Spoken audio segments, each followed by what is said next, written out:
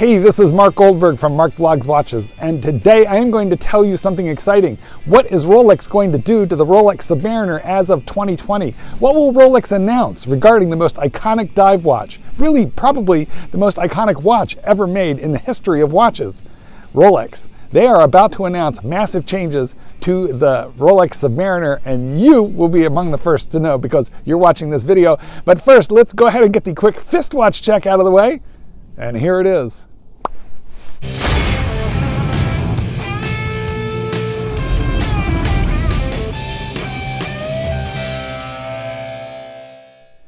Today I am wearing not a Rolex at all, but I am wearing the Grand Seiko Diver Spring Drive.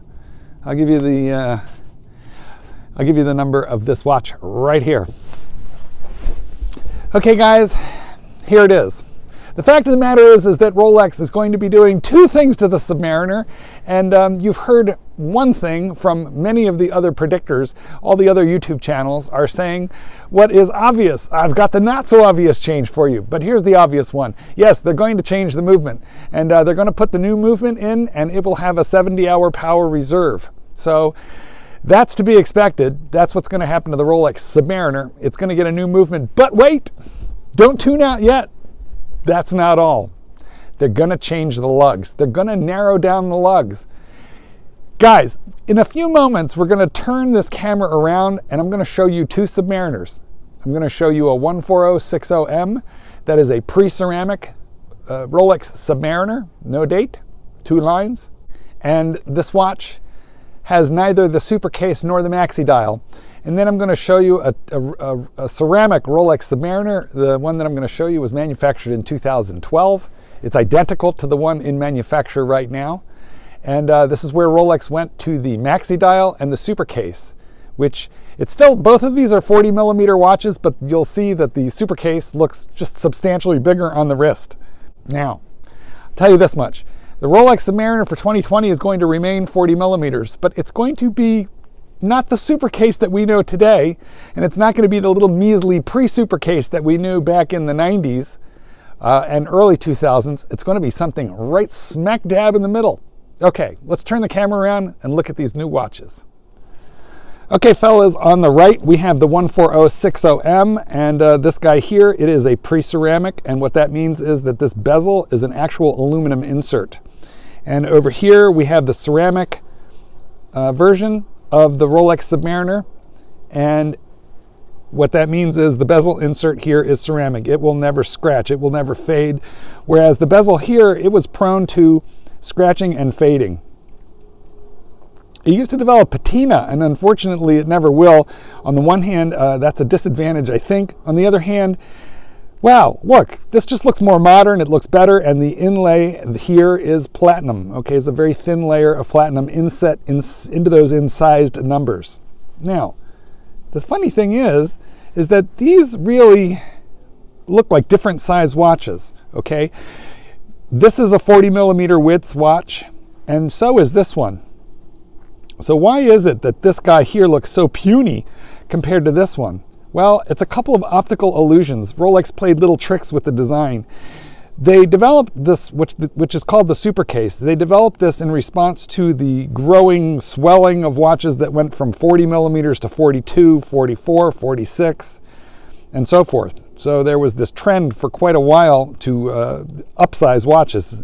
And as we know, they're now downsizing, which I think is what is behind the change that is coming. So we'll talk about that in just a moment. This guy and this guy are both 40 millimeters in diameter, but this one looks smaller. Now, that is, again, due to two optical illusions that we're going to discuss. First is the dial. Notice that the hour hand and the minute hand, they're larger on this watch here. They're larger on the more modern ceramic version of the Rolex. So the hands were enlarged, but as the hour markers were also enlarged. This is called the maxi dial because it has larger hands and it has larger indices. Now, what makes this a super case as opposed to this guy here, which is a regular case? It has everything to do with the lugs. You'll notice right here this curve right here on the outside of the lug.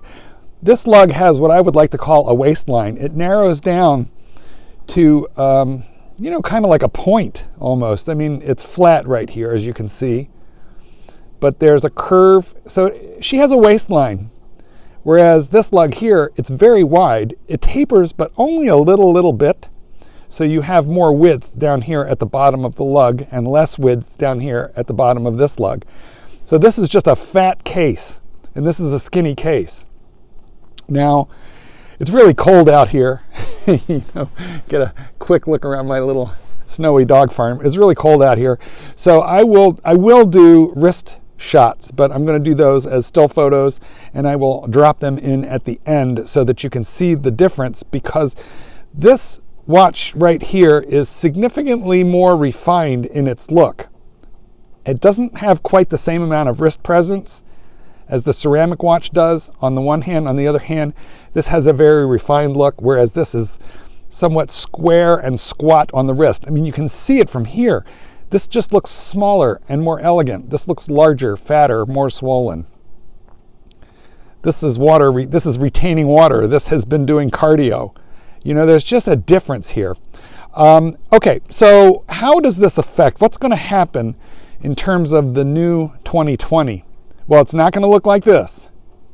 But, guys, it's not going to look exactly like this either, in my prediction. It's not going to look exactly like this either. And it's going to have the new movement in there.